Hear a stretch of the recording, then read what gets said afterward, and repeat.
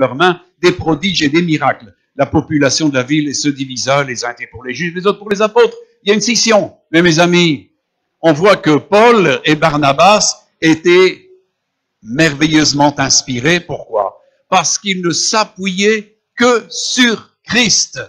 Ils s'appuyaient sur le Seigneur. Aussi, nous voyons le retour du Seigneur parce que, mes amis, Dieu sait ce qui vient de lui. Et il va toujours approuver ce qui vient de lui. C'est ce qu'il est dit ici. Il est dit, parlant avec assurance, appuyez sur le Seigneur. Et le Seigneur, il nous est dit dans la seconde partie de ce verset, le Seigneur qui rendait témoignage à la parole de sa grâce. Mes amis, Dieu ne répond qu'à ce qui est de sa grâce. Et c'est pour ça qu'il nous dit ici que le Seigneur rendait témoignage à la parole de sa grâce. Et c'est lui, le Seigneur, qui permettait qu'il se fît par leurs mains des prodiges et des miracles.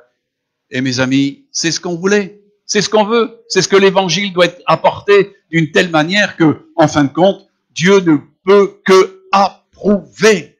On l'a vu la fois passée, la semaine passée, il nous est dit que l'Esprit Saint rend témoignage à notre esprit que nous sommes devenus enfants de Dieu. Est-ce que vous êtes conscients des faits que Dieu rend témoignage? C'est important le témoignage que Dieu rend. Les amis, c'est là l'importance. Est-ce que Dieu peut rendre témoignage à ce que nous faisons en approuvant et en faisant des miracles? C'est ça le challenge de l'Église. C'est en fin de compte être en pleine possession de l'Évangile, de le prêcher. Comme il est dit ici, il nous est dit qu'il parlait avec assurance. Mes amis, ils n'étaient pas en train de faire n'importe quoi. Ils avaient une conviction et ils venaient. Et on voit que malgré les oppositions, ils persistaient. Ils persévéraient dans le fait d'enseigner, mes amis. Aussi, il nous est dit que parce qu'ils s'appuyaient sur le Seigneur, eh bien, le Seigneur lui-même rendait témoignage à la parole de sa grâce. Oh! C'est ce que les apôtres un jour ont prié tous ensemble quand ils ont été persécutés. Seigneur, ce que nous te demandons, c'est quand nous apportons le message de l'Évangile, fais des signes, des miracles et des prodiges. Comprenez? Il y a là une conduite et une ligne directe de la puissance de Dieu qui se manifestera quand on s'appuie sur lui, sur la parole de sa grâce, pas une parole religieuse, pas n'importe quoi, pas une philosophie. Comprenez? C'est très important, les amis, de savoir sur quoi nous nous appuyons. Amen. Il nous est dit qu'il s'appuyait sur le Seigneur. Le Seigneur est mon appui, il est mon rocher. Amen. Et c'est ça que les apôtres avaient automatiquement. Eh bien, le Seigneur était en pleine adéquation, parce qu'eux étaient en pleine adéquation avec Dieu. Et ils ne parlaient pas de n'importe quelle parole, ils parlaient des paroles de la grâce du Seigneur. Est-ce que vous comprenez? Mes amis, on est là pour encore diffuser, publier la parole de la grâce du Seigneur. Parce que si Dieu voit que nous sommes intègres et que nous en parlons comme nous devons en parler, avec une pleine autorité et une pleine assurance, nous verrons des signes, des miracles et des prodiges. C'est pour ça qu'il nous est dit ici que le Seigneur, eh bien, il permettait qu'il se fît par les mains des apôtres des prodiges et des miracles. Amen. C'est pas très compliqué, mais il faut le faire. Il faut le comprendre surtout et éviter de s'appuyer sur autre chose que le Seigneur. Les amis, c'est là qui est assez important. Donc, comme je le disais la semaine passée, on a vu que le Seigneur rendait témoignage à notre esprit, l'esprit rendait témoignage à notre esprit que nous sommes devenus enfants de Dieu. Et ici, nous voyons que Dieu rendait témoignage à la parole de sa grâce, c'est-à-dire qu'il donnait son acquis, son cachet, dire voilà, ça c'est de moi, ok, c'est bon, vous allez avoir des miracles maintenant. Comprenez? Mais si on fait des discours ambigus, si on fait des discours qui ne sont pas conformes, si on déforme les choses de Dieu, Dieu ne peut en rien confirmer. Amen. Amen. Mes amis, Dieu rend témoignage lui-même, et ça c'est important. Est-ce que vous aimez bien le témoignage de Dieu dans vos vies? Moi, il n'y a rien que je chéris plus que quand le Saint-Esprit me témoigne quelque chose. Et ça c'est important. Les amis, on peut parler de différents types de témoignages. Dans 1 Jean, donc l'épître de Jean, chapitre 5, verset 5, « Car l'amour de Dieu consiste à garder ses commandements, et ses commandements ne sont pas pénibles, parce que tout ce qui est né de Dieu triomphe du monde, et la victoire qui triomphe du monde, c'est notre foi. Qui est celui qui a triomphé du monde? Ce sinon celui qui croit que Jésus est le Fils de Dieu. C'est lui, Jésus-Christ, qui est venu avec l'eau et du sang, et non avec l'eau seulement, mais avec l'eau et avec le sang. Et c'est l'Esprit qui rend témoignage, parce que l'Esprit est la vérité. Donc il y a le témoignage du Saint-Esprit qui confirme ces choses-là. Car il y en a trois qui rendent témoignage, l'Esprit, l'eau et le sang. Et les trois sont d'accord. Et ici, il dit quelque chose sur laquelle j'attire votre attention particulièrement, verset 9. Si nous recevons le témoignage des hommes, est-ce que vous recevez le témoignage des hommes? Quand c'est crédible, on reçoit le témoignage des hommes. Et Paul en parle. Si nous recevons le témoignage des hommes, le témoignage de Dieu est plus grand. Le témoignage de Dieu est plus grand. Le témoignage de l'eau, le témoignage de l'esprit, le témoignage du sang. Mes amis, c'est ça qui est important. Alors, regardez un peu plus loin. Car le témoignage de Dieu consiste en ce qu'il a rendu témoignage à son Fils. Celui qui croit au Fils de Dieu a ce témoignage en lui-même. Il le possède. Il possède ce témoignage. Amen. Mes amis, est-ce que vous possédez cela? Est-ce que vous possédez les témoignages de Dieu en ce qui concerne justement le Saint-Esprit qui témoigne à votre esprit que vous êtes devenu enfant de Dieu, mais aussi le témoignage que donne l'eau de la parole, le sang de Christ et l'Esprit de Dieu? Car les trois sont en accord. Amen. Car l'Esprit est vérité. Il ne peut y avoir un mensonge. Et celui qui vit de la vérité, mes amis, possède ce témoignage en lui-même. Amen. Et à ce moment-là, on n'est plus ébranlé. Amen. Beaucoup de gens ont été ébranlés dans toutes sortes de domaines. Mais celui qui possède ce témoignage, garde ce témoignage. Il est important de garder le témoignage que Dieu nous a manifesté. Amen.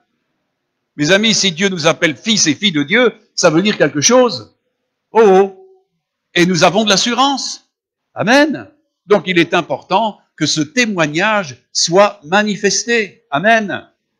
Nous nous appuyons sur le témoignage. Et il nous est dit ici que là-bas, à Lystre et à Icône, tout ce qui s'ensuit, là où était l'apôtre, il nous est dit que Dieu, donc il parlait avec assurance, appuyé sur le Seigneur, et le Seigneur rendait témoignage à la parole de sa grâce. Amen. Donc il y a une continuité dans le fait du témoignage de Dieu. Ce témoignage doit être constant dans la vie d'un enfant de Dieu, d'un disciple. Ce témoignage doit être constant et nous portons ce témoignage en nous, nous le possédons et de ce fait-là, nous pouvons en parler avec assurance. Mes amis, nous ne pouvons pas témoigner de quelque chose dont nous ne sommes pas convaincus. Amen. Et donc, il est important de posséder justement ces différents témoignages dont nous parle l'apôtre Paul. Et il nous est dit, c'est l'Esprit qui rend témoignage, parce que l'Esprit est la vérité. Et car il y en a trois qui rendent témoignage, l'Esprit, l'eau et le sang, et les trois sont d'accord. Si nous recevons, je reprends parce que c'est tellement important, on est prêt à croire, et beaucoup de gens ont cru, des faux prophètes, des faux docteurs. Mais il nous est dit, si nous recevons le témoignage des hommes, le témoignage de Dieu est plus grand. Car le témoignage de Dieu consiste en ce qu'il a rendu témoignage à son Fils. Celui qui croit au Fils de Dieu a ce témoignage en lui-même. Mes amis, quand Dieu s'est adressé à la foule en disant « Celui-ci est mon Fils bien-aimé », il a rendu témoignage à son Fils. Amen. Est-ce que vous comprenez que vous avez la vie dans le Fils de Dieu? Amen. Et si nous possédons ce témoignage, nous sommes forts. Amen. Il est important de posséder, c'est justement tous ces aspects du témoignage. Amen.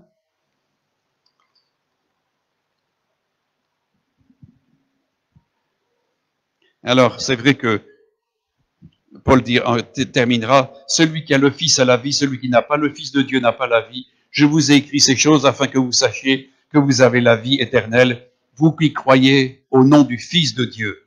Nous avons auprès de lui cette assurance que si nous demandons quelque chose selon sa volonté, il nous écoute. Et si nous savons qu'il nous écoute, quelque chose que nous demandions, nous savons que nous le possédons. Nous possédons la chose que nous lui avons demandée. Pourquoi? Parce que ce témoignage reste. Nous avons la vie et nous avons toutes choses en Christ. Amen. Donc, c'est important de comprendre que le témoignage de Dieu est plus grand. Beaucoup de gens auront passé leur vie sur terre sans jamais avoir entendu un seul témoignage de Dieu. Mes amis, est-ce que vous aimez quand le Saint-Esprit vous témoigne quelque chose? Oh, moi, je peux vous dire que quand j'ai fait exactement ce que je voulais, enfin ce que Dieu voulait de moi, et que le Seigneur après me dit, voilà, tu as bien travaillé, eh bien je possède un témoignage que Dieu est d'accord. Et ça me rend fort. Amen. Ça me permet d'aller plus loin. Ça nous permet d'être forts devant les circonstances. On ne fait pas n'importe quoi, mes amis. On fait le travail de Dieu et on sait qu'on est approuvé de Dieu parce que l'Esprit Saint témoigne à notre esprit, témoigne à notre cœur que nous sommes en accord. Amen. Mes amis, c'est important de posséder ce témoignage de Dieu. Est-ce que vous l'avez constamment en vous? Il nous est dit que celui qui a ce témoignage, ce témoignage, il l'a en lui, il demeure en lui. Amen. Mes amis, c'est important.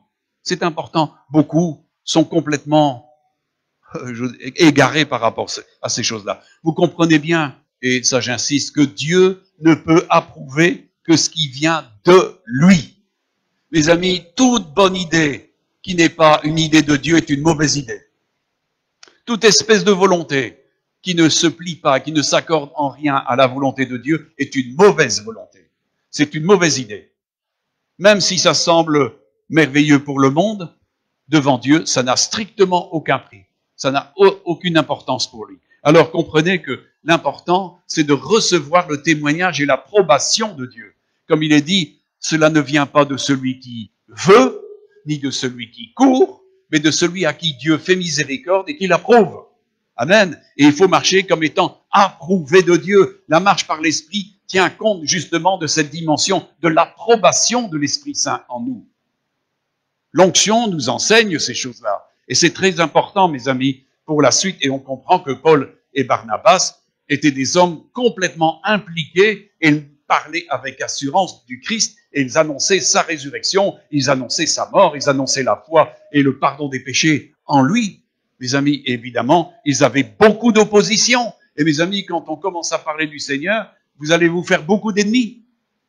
Ah oui, moi je sais que quand j'ai été converti, que j'ai appris ce qui étaient les voies du Seigneur, je me suis fait des ennemis dans ma propre famille, parmi mes amis. J'ai perdu beaucoup de gens. C'est ce qu'ont fait Paul et Barnabas. Et on l'a vu la fois passée, il nous est dit que Paul a dû séparer les disciples et il a enseigné pendant 2 ans dans une école d'un certain Tyrannus. Mes amis, mais en attendant, il ne pouvait pas rester avec des gens qui s'opposaient. Nous aurons toujours des gens qui s'opposent. Mais mes amis, qu'est-ce que c'est que des gens qui s'opposent à nous alors que nous recevons le témoignage de Dieu? C'est ça qui est important. Qu'est-ce que ça peut faire que des gens soient contre nous si Dieu nous approuve? Amen. Et c'est ça la foi. Ça nous permet de traverser ces dimensions et malgré, comme on le voit, les persécutions que recevaient Paul et Barnabas, de continuer de prêcher. Mes amis, Dieu nous a envoyés et il faut que nous prêchions jusqu'au bout. Amen. Alors, il nous est dit que Paul et Barnabas s'appuyaient sur qui? Le Seigneur. Oh, ils s'appuyaient sur le Seigneur. Oh, les amis, sur qui vous appuyez-vous dans la vie? Ah, vous savez, Dieu avait déjà parlé par son prophète Jérémie en Jérémie 17, versets 5 à 10. Ainsi parle l'Éternel, maudit soit l'homme qui se confie dans l'homme, qui prend la chair pour son appui et qui détourne son cœur de l'Éternel. Il est comme un misérable dans le désert, il ne voit pas arriver le bonheur. Il habite les lieux brûlés du désert, une terre salée et sans habitants. Par contre, il dit, béni soit l'homme qui se confie dans l'Éternel et dont l'Éternel est l'espérance. Il est comme un arbre planté près des eaux, qui étend ses racines vers le courant. Il n'aperçoit point la chaleur quand elle vient et son feuillage reste vert.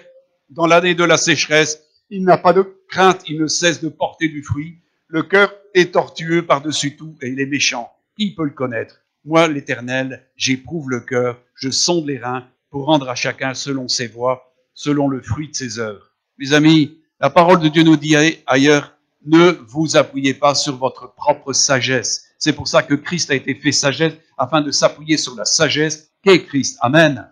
Et toute votre vie sera déterminante en fonction, justement, de la sagesse que vous aurez manifestée, non celle de la chair, non celle du monde, mais celle de Christ. Amen.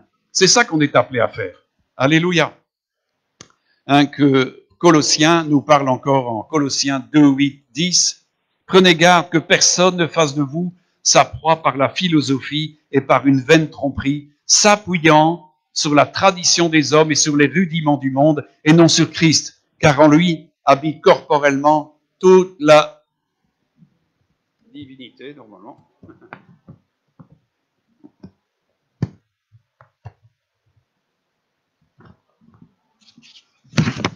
Toute la plénitude de la divinité, vous avez tout pleinement en lui, qui est le chef de toute domination et de toute autorité. Voyez, c'est important de s'appuyer sur Christ parce que nous avons tout pleinement en lui.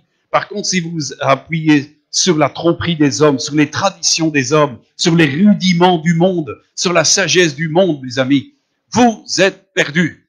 Dieu ne pourra jamais apprécier. Dieu a convaincu de folie la sagesse du monde. Car il a produit une autre folie, la sagesse de la croix. Et ça, c'est la puissance de Dieu pour quiconque croit. Amen. Et ça, nous devons nous appuyer sur la folie de la croix. Paul disait qu'il s'appuyait toujours sur cette dimension. Et c'est comme ça qu'il pouvait prêcher Christ en tout temps. Il savait que c'était une folie. C'est une folie. Amen. Mais pour nous, c'est une sagesse et une puissance de Dieu. Amen.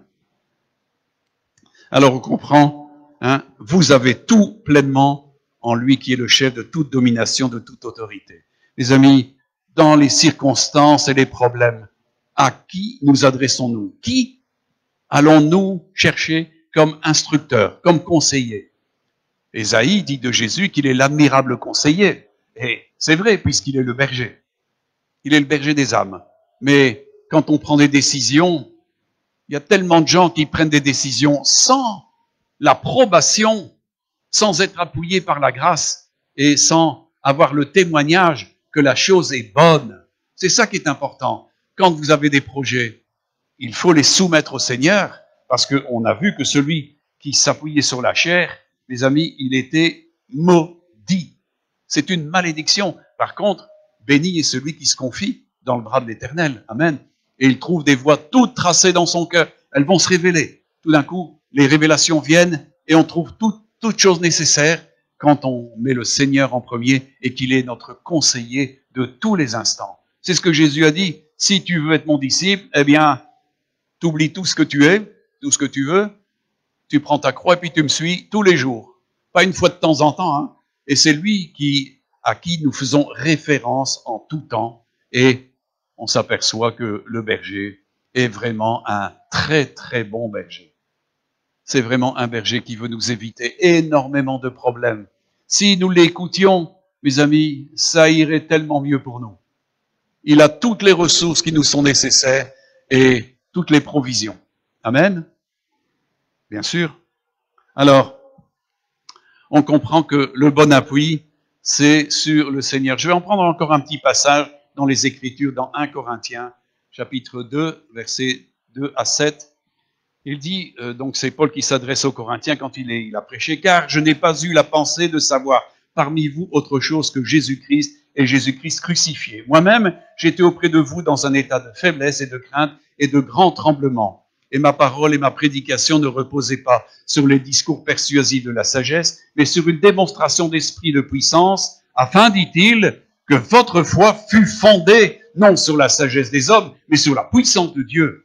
Cependant, dit-il, c'est une sagesse que nous prêchons parmi les parfaits, sagesse qui n'est pas de ce siècle, ni des chefs de ce siècle qui vont être anéantis. Nous prêchons la sagesse de Dieu, mystérieuse, cachée, que Dieu, avant les siècles, avait destinée pour notre gloire. Amen. Mes amis, c'est là où nous nous appuyons. Paul s'appuyait là-dessus afin que, justement, la démonstration qu'il allait faire soit une démonstration d'esprit et de puissance avec la parole, sans changer la parole, sans transformer la parole. Il a apporté un témoignage très précis de la parole de la grâce. Automatiquement, les gens étaient établis dans la foi du Seigneur.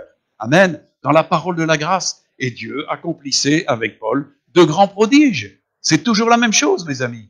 tant qu'on ne falsifie pas, qu'on ne détourne pas, qu'on ne modifie pas, et qu'on se tient à ce que Jésus a dit, c'est ce que Jésus a dit, hein, allez, faites des disciples et enseignez-leur à quoi? À observer tout ce que moi je vous ai prescrit. Amen, ça c'est important. Les amis, il y a un homme célèbre qui cherchait un appui. Est-ce que vous le connaissez?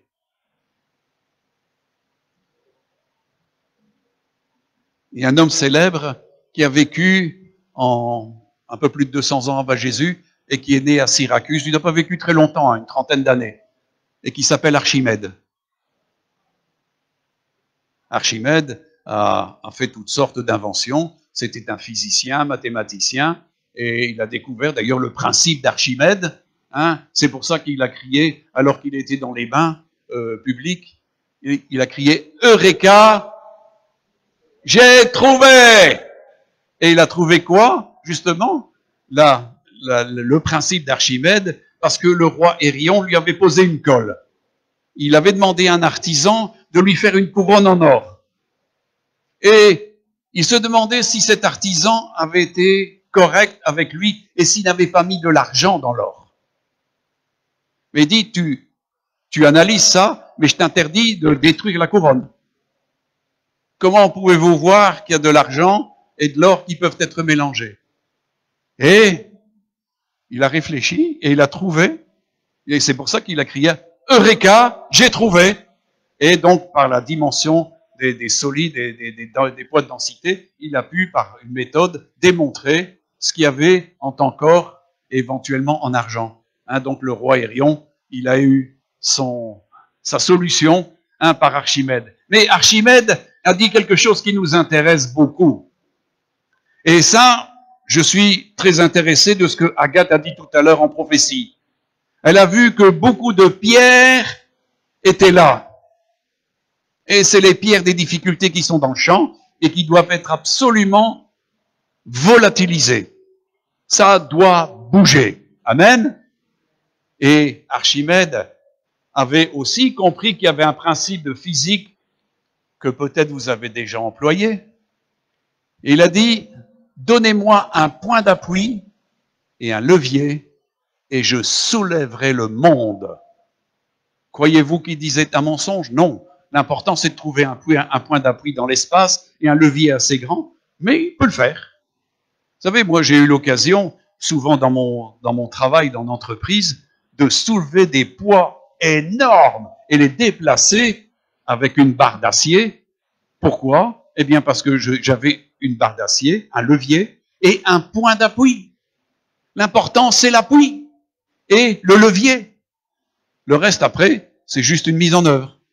Et on peut déplacer énormément de choses. Si vous allez dans les carrières, par exemple, les roquetiers, comme on dit, eh bien, déplacent des énormes blocs avec des baramines. Hein, moi, j'en ai une, et je peux vous dire qu'elle est lourde, hein, mais quand vous la calez bien, vous savez soulever et déplacer des choses très, très lourdes. Et je crois que la vision qu'a eue Agathe, c'est justement toutes ces choses religieuses, toutes ces choses qui sont là et qui, en fin de compte, sont dans le terrain de nos vies et qui doivent être absolument déplacées, anéanties. Amen. Est-ce que vous comprenez ça? Et pourquoi je parle de cela? Eh bien, mes amis, eh bien, c'est très simple. C'est que nous avons spirituellement l'appui et le levier. L'appui, c'est le Seigneur et sa parole. Et le levier, c'est la foi que vous avez, parce que c'est ça que vous allez faire bouger. C'est dans la mesure où vous appuyez sur le Seigneur, en vous appuyant sur sa parole, que votre foi va faire bouger les choses. Amen. Donc, je crois qu'il y a là un principe, le principe de la physique, hein, qu'a découvert Archimède, et je crois que tout le monde s'est déjà servi de ça, de pouvoir faire levier. Ça change tout. On ne doit plus dépenser beaucoup d'efforts. Et c'est vrai que Jésus a bien montré qu'en réalité, un peu de foi pouvait déplacer des montagnes. Amen. Un peu de foi en lui, c'est ce que Jésus a dit. Croyez en moi, croyez en mon Père et croyez en moi. Croyez dans ma parole. Pourquoi? Ben, ma parole est esprit et vie, donc elle va agir. Qu'est-ce qui nous est dit de la parole? Qu'elle est vivante, agissante et efficace. Amen.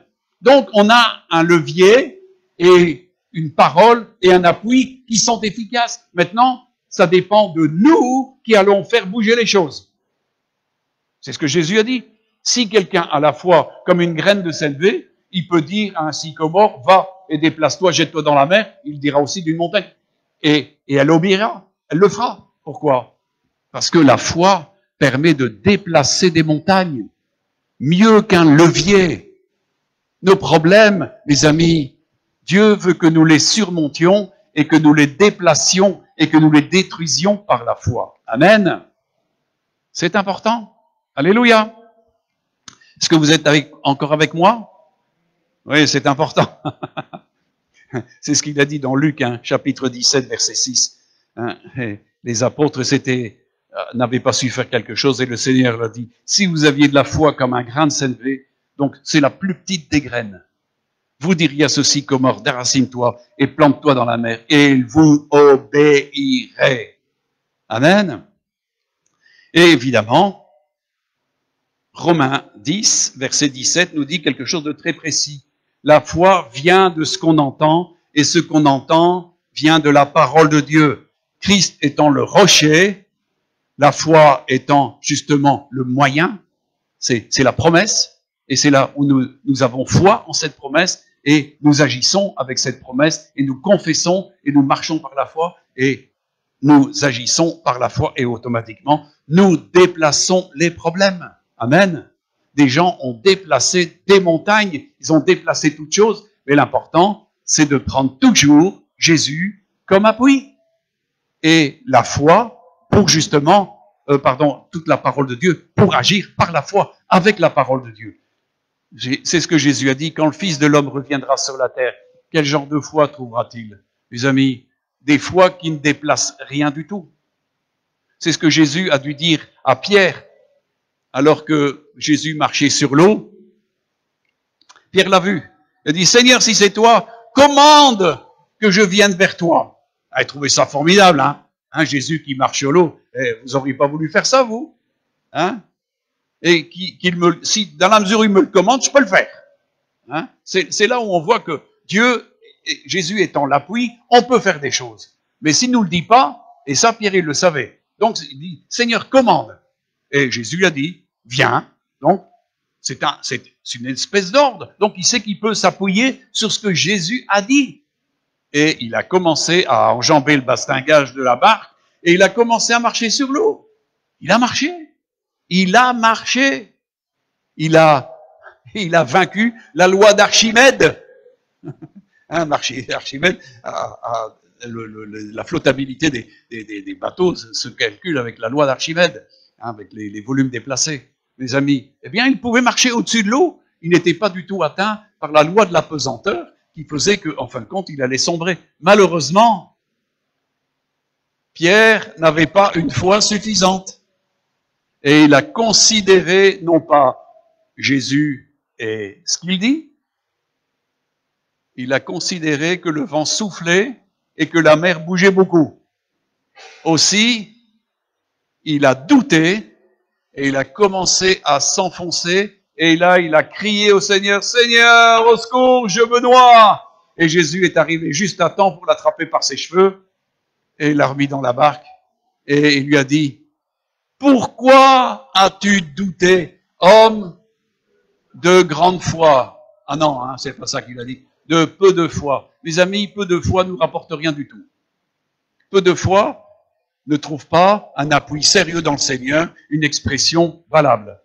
Un peu de foi ne suffit pas. Excusez-moi, c'est pour ça que Jésus, qui suscite la foi, veut l'amener à la perfection pour que nous puissions nous approcher du trône de Dieu dans la plénitude de la foi, afin de voir des exaucements. Amen.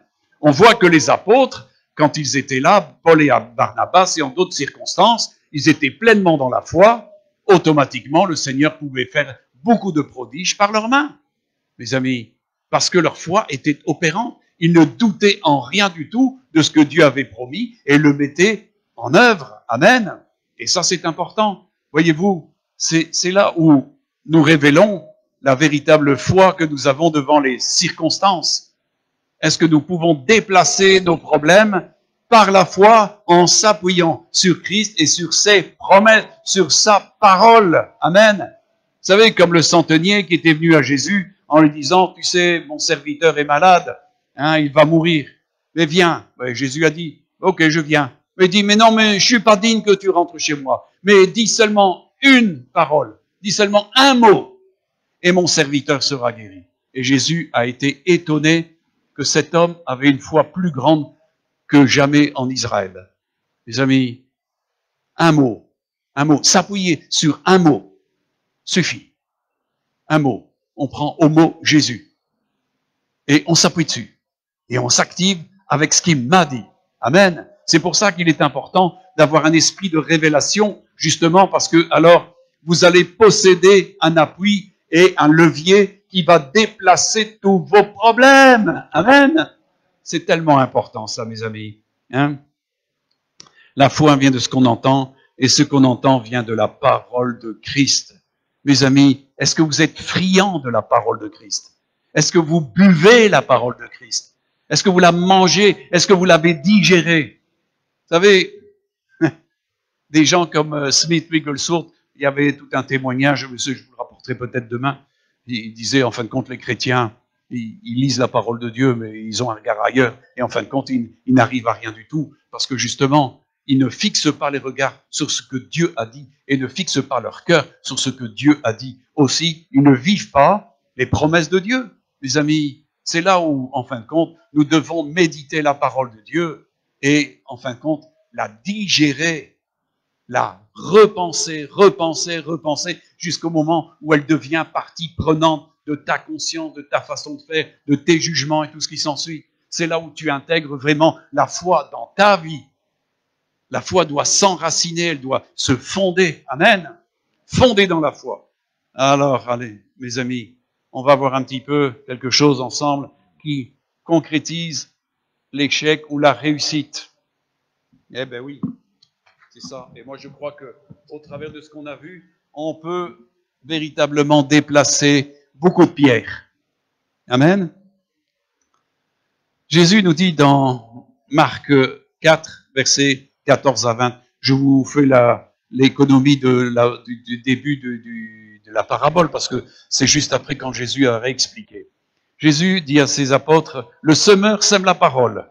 Les uns sont le long du chemin où la parole est semée. Quand ils l'ont entendu, aussitôt Satan vient et enlève la parole qui a été semée en eux. Vous voyez, ça c'est le premier terrain.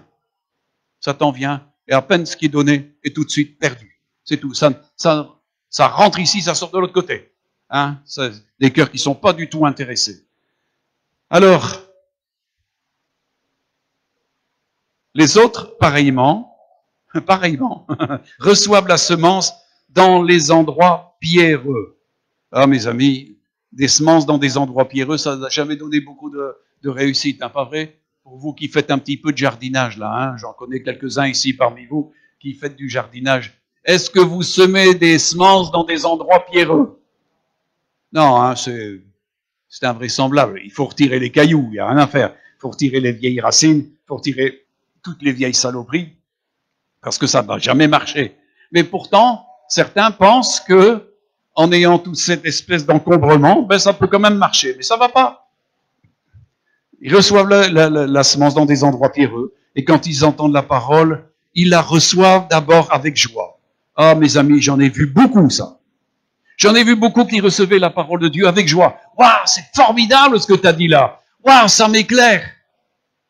Et puis quelques temps après, c'est fini. La joie est disparue. Cette parole ne fait plus les plaisirs du cœur de la personne. C'est fini. Ils sont en train de chercher ailleurs quelque chose qui va les réjouir. Mes amis, est-ce que la parole de Dieu continue à faire votre joie? C'est ça qui est important.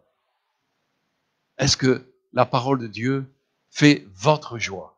Mais d'une manière continuelle, parce que ici, Jésus parle bien de quelqu'un qui la reçoit avec joie, mais ils n'ont pas de racines en eux-mêmes et ils manquent de persistance. Et ça, nous avons vu que nous avons besoin de persévérance. Persistance et persévérance, c'est des synonymes.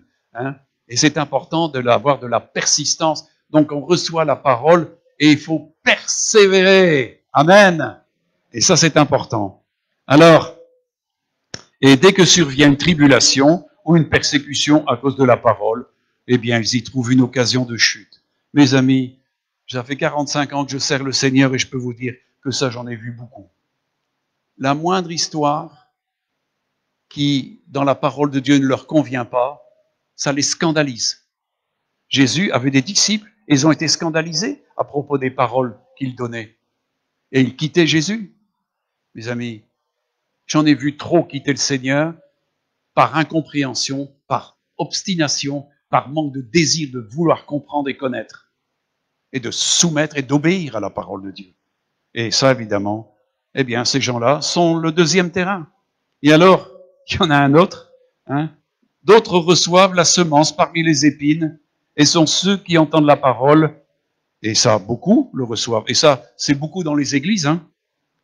Mais en qui? Et là, on est devant quelque chose qui est dévastateur. Les soucis du siècle. Comme disait un prédicateur, les soucis, ça vaut pas 6 sous. Est-ce que vous avez des soucis? Jésus a dit de se débarrasser de tout souci, de tout problème, de se décharger sur lui de tout souci. Amen. Alors, c'est ce que dénonce Jésus, mais en qui les soucis du siècle. Les amis, le monde ici est tellement soucieux de toutes sortes de trucs, et on vous en met, en veux-tu, en voilà. Hein? On en met des camions maintenant. Hein? Les soucis, la vie est devenue de plus en plus difficile. Nos ancêtres vivaient beaucoup plus simplement, il y avait beaucoup moins de soucis. Maintenant, c'était d'autres soucis qu'ils avaient. Hein? On ne va pas discuter sur la valeur de ces soucis-là, mais pour nous, mes amis qui sommes arrivés ici, nous devons comprendre que si nous sommes envahis par les soucis du siècle, par la séduction des richesses, ah, ça, c'est la cupidité, c'est le désir de posséder à outrance, c'est le désir d'accumuler des biens et tout ce qui s'ensuit, mes amis, et l'invasion de tous les autres convoitises, parce qu'il n'y a pas que celle-là, hein. Il y a des convoitises, il y en a de tout ordre. Eh bien, automatiquement, toutes ces choses-là font que ça étouffe la parole de la grâce, la semence incorruptible. Donc cette semence, normalement, elle est incorruptible, elle va toujours produire, elle va donner la vie. Elle va donner la vie, il n'y a rien à faire. Elle est puissante, elle est éternelle. Elle ne peut pas elle ne peut pas passer, elle est toujours efficace. Mais c'est la manière dont on la traite et dont on l'entoure qui la rend infructueuse. C'est-à-dire, elle ne va pas pouvoir permettre, cette attitude ne va pas pouvoir permettre de porter un fruit qui arrive à maturité d'une autre interprétation de cette parabole. Mes amis, et c'est terrible parce que on se rend compte que beaucoup de gens ont perdu la foi à cause de justement de toutes ces choses qui les ont envahis et ils ne peuvent plus recevoir la parole de Dieu avec joie. D'ailleurs, la plupart du temps, ils ne la lisent plus. Mes amis, beaucoup de chrétiens finissent par ne plus lire la Bible. Au début, ça avait fait leur joie. Moi, je me souviens de la joie que j'avais à pouvoir enfin lire la parole de Dieu. Un livre qui avait été mis à l'index, qui était interdit de lire. Et je découvrais tous les mystères de Christ, toutes les choses qu'on m'avait dit, et qu'on m'avait dit que je ne comprendrais que quand je serais mort. Hein? Mais tout d'un coup, je découvrais ces choses-là. Et cette vérité, cette parole de vérité, m'apportait une joie extraordinaire. Est-ce que vous êtes encore dans cette dimension-là? Moi, quand j'allais pour recevoir la parole, j'étais à l'affût. J'étais dans l'attente d'entendre quelque chose qui allait apporter un éclairage supplémentaire. Et aussitôt, j'accueillais cette parole avec joie. Et je la faisais mienne. Ah ouais, c'est ça, hein. Les promesses, on se les approprie ou on se les approprie pas. Heureusement qu'Abraham s'est approprié les promesses, hein, sinon on ne serait pas là. C'est là où, quand une promesse de Dieu vient, qu'est-ce qu'on en fait? Qu'est-ce que je fais de sa promesse? C'est important, mes amis. C'est là comment nous allons réagir avec foi et nous n'allons pas laisser les soucis, les problèmes, les séductions, tout le fatras qui peut mettre un terme à la productivité de cette parole. Cette parole, elle est esprit et vie, et elle donne toujours la vie. Moi, combien de fois j'ai pu prier pour des gens qui étaient stériles, et j'ai simplement prié la parole de Dieu, et la parole agit. Pourquoi? Parce que au travers des siècles, elle agit toujours. Elle est indémodable, elle est de toutes les époques, elle ne peut pas passer, elle est invariable, elle promet toujours et elle donne toujours.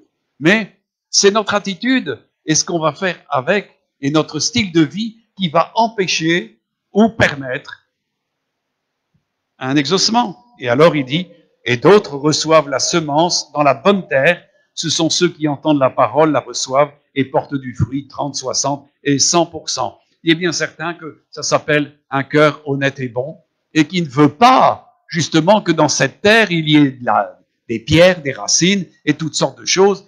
On veille sur son terrain de façon à ce qu'il n'y a pas des choses qui viennent l'encombrer. Parce que l'ennemi veut vous en balancer. Vous savez, vous avez entendu la prophétie d'Agathe tout à l'heure, des pierres. Le Seigneur voyait tout plein de pierres dans tous les terrains. Mais il dit que lui, il veut les retirer. Il veut les retirer parce que les pierres empêchent la culture. Et c'est vrai, comme elle l'a dit, on est allé à Karnak et vous avez des champs de pierres. Et surtout, en plus, il faut comprendre que les pierres, c'est des pierres qui sont des pierres druidiques, donc qui sont dévolues à des puissances démoniaques. Donc, d'autant plus quand c'est des pierres qui sont liées à des services religieux qui n'ont rien à voir avec Dieu. Donc, ça, c'est vraiment des pierres qu'il faut anéantir. Et automatiquement, les autres aussi, il faut les retirer. Les amis, il faut que nous soyons, moi je crois qu'un cultivateur ne sera jamais content de voir qu'au milieu de son champ, il y a encore toujours des pierres qui restent là. Qu'est-ce que tu fais, David, quand tu vois un terrain où il y a encore des pierres? Qu'est-ce que tu fais? Tu les retires, hein? Ben voilà. Hein? Et le client est tout content qu'on lui a nettoyé son terrain. Donc le Saint-Esprit veut nous aider à retirer nos cailloux. Hein? Mais il faut se servir de la foi. L'appui de Christ, le levier de la foi. Et on peut déplacer des montagnes. Amen. Amen, amen. Mes amis, moi je voudrais vous encourager parce que Dieu veut faire changer les choses. Parce que là où il y a plus de foi, Dieu ne sait plus rien faire. Et on voit que tant que les apôtres prêchaient en s'appuyant sur Christ et proclamaient la parole de sa grâce, Dieu donnait un témoignage, il répondait et il témoignait que sa puissance était là. Il l'a libéré. Amen. Ça, c'est le témoignage de Dieu, l'approbation de Dieu. Dieu veut que nous marchions en étant approuvés de lui, mais il ne peut pas approuver autre chose que ce qui vient de lui. La foi vient de lui. Et on doit rester dans cette dimension stricte de la foi. Et c'est pour ça que Jésus est celui qui suscite la foi, qui la perfectionne et qui en est le consommateur. Amen. Et c'est la parole de la grâce. Et Dieu rend témoignage à sa parole en accompagnant avec des miracles, des signes et des prodiges. Amen. Et dans nos vies, eh bien, les pierres sont enlevées. Amen. Moi, je crois que le Seigneur va travailler justement pour enlever beaucoup de pierres. Croyez pas? Dieu veut vraiment que nous soyons des terrains libres, des terrains où on peut semer partout, où ça pousse partout. Amen. Voilà. Bien, c'est ce que je voulais vous donner ce matin. Alors, mes amis, vous pouvez dire comme Archimède, Eureka! J'ai trouvé la foi qui déplace les montagnes. Amen. Eureka! Eureka! J'ai trouvé Jésus. J'ai trouvé la foi. Jésus m'a trouvé. Amen. On peut dire 2 fois Eureka. Amen. Allez, que le Seigneur vous bénisse. Je vais laisser maintenant la place à Agathe. Ah oui, c'est vrai que Christian est parti pour son travail. Pardon? Oui. Et donc, voilà, vous avez chacun votre petit kit de Sainte-Seine, n'est-ce pas? Comme ça, on ne viendra jamais nous dire qu'on n'a pas fait les choses convenablement. Hein? Voilà. Alors, Agathe va nous donner. Hein? Approchons-nous du Seigneur.